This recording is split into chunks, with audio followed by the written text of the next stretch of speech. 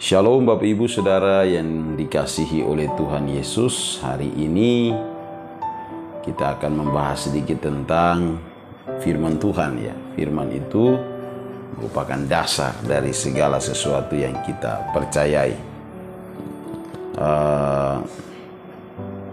Kalau kita lihat satu kisah, Yesus itu sebenarnya pribadi yang sungguh luar biasa. Dia bukan sekedar menjadi penyembuh saja, tetapi Yesus juga merupakan obat yang mujarab. Dari mana kita tahu? Saat wanita yang 12 tahun pendarahan, kita lihat bahwa wanita ini sudah berjuang sampai habis harta miliknya. Dia berjuang untuk menjual semua harta miliknya, tetapi secara fakta wanita ini tidak pernah mendapatkan kesembuhan. Satu ketika dia berjumpa dengan Yesus dan dia menerobos sekian banyak orang. Dia katakan, asal ku jamah saja jubah Yesus, aku sembuh. Kita lihat, Yesus bukan lagi penyembuh saja, tapi dia adalah obat. Tidak menyentuh tubuh Yesus, hanya jubah saja sembuh. Itulah kuasa kebesaran Tuhan. Sehingga ketika saya bicara tentang Yesus Kristus, saya ingat satu minggu ini saya lagi mendoakan seseorang mengalami satu penyakit yang sudah masuk kepada kanker payudara ganas. Jadi saat dia datang minta doa di gereja,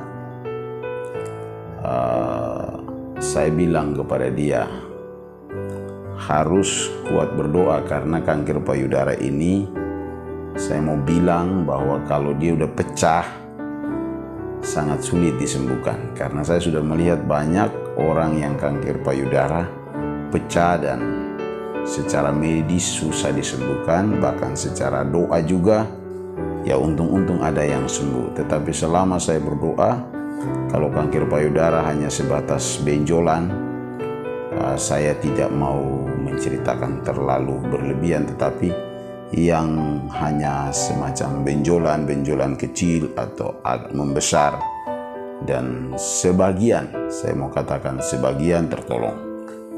Yang terbelah, saya rasa itu dari sekian banyak yang saya doakan, ada 1, 2, 3 orang yang sembuh dan diselamatkan Tuhan. Nah, dengan pengalaman itu saya mengharapkan yang bersangkutan jangan sampai payudaranya pecah, kankernya pecah, karena itu sangat berisiko. Setelah doa 3 hari kemudian dia telepon, Pak Pendeta, kanker payudara saya sudah pecah. Saya bilang, aduh, ini hal buruk apa yang akan dialami oleh orang ini? Namun dia dengan nada suara yang ada sedikit senang. Saya bilang, kenapa kamu begitu senang? Dia jawab, dia pecah tetapi saya tidak rasa sakit. Saya bilang, iya, tetap doa. Kemudian beberapa hari kemudian dia telepon lagi bahwa kankernya udah mengering dan memang tidak sakit sama sekali.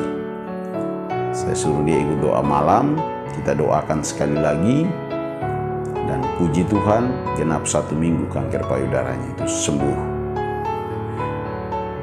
Bapak Ibu Saudara yang kekasih di dalam Tuhan Yesus, dari sini saya melihat bahwa jikalau Tuhan berkenan, tidak ada yang mustahil.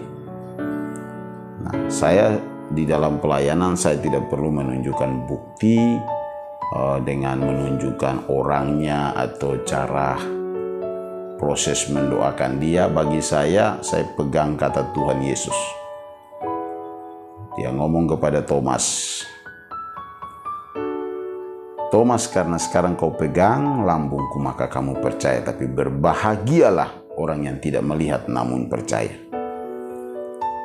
Di dalam setiap pelayanan saya terus terang tidak akan menunjukkan video dan juga bagaimana proses mendoakan seseorang yang sakit dan sembuh. Mungkin bagi saya tanpa bukti-bukti pun orang terus berdatangan untuk minta didoakan. Tuhan Yesus di dalam pelayanan dia tidak pernah mengatakan bahwa saya bisa menyembuhkan orang kusta, saya bisa membangkitkan orang mati. Yesus tidak pernah bicara demikian. Tapi banyak sekali orang yang berdatangan kepada Tuhan. Nah, bagi mereka yang menunjukkan bukti, silakan.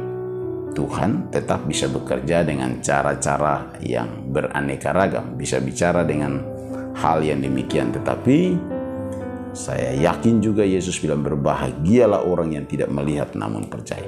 Sekalipun kita tidak harus melihat bukti bahwa Tuhan Yesus menyembuhkan si A, si B, si C, tapi kita percaya Alkitab itu adalah sebuah kebenaran. Jikalau siapapun yang mau datang sungguh-sungguh kepada Tuhan, pasti Tuhan tolong. Saya pikir kita sudah mendengar sekilas tentang wanita yang 12 tahun pendarahan asal kujama saja. Berarti Yesus bukan lagi hanya dokter di atas segala dokter, tapi dia adalah obat yang mujarab. Jadi kalau orang datang, panggil namanya, orang itu bisa ditolong oleh Tuhan.